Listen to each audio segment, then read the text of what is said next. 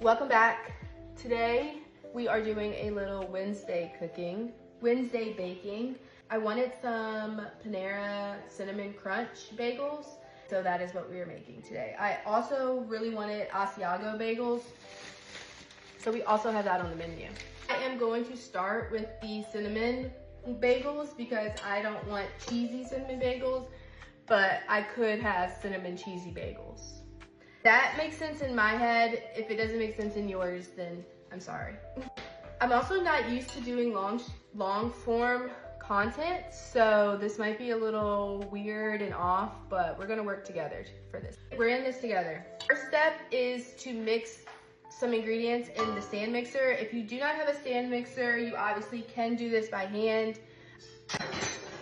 For the longest time, I only had my hands. I didn't use a stand mixer, and it really has been a game changer having this, but it is not needed.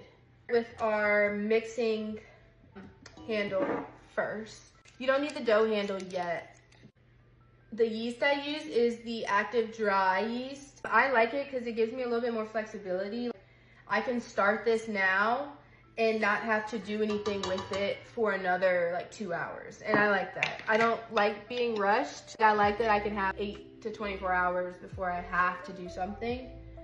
So with doing it this way, I get a little bit more time in between steps to do my other 50,000 things that I am doing. I currently have the water in the microwave getting warm. So I did 1 teaspoon of active dry yeast and then 1 cup of warm water. That just helps get things moving a little bit. A little bit more than room temperature. Oh, she's kind of hot. It's okay.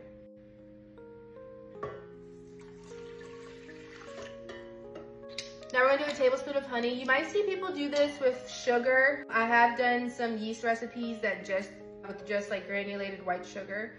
And then sometimes you'll see it with honey.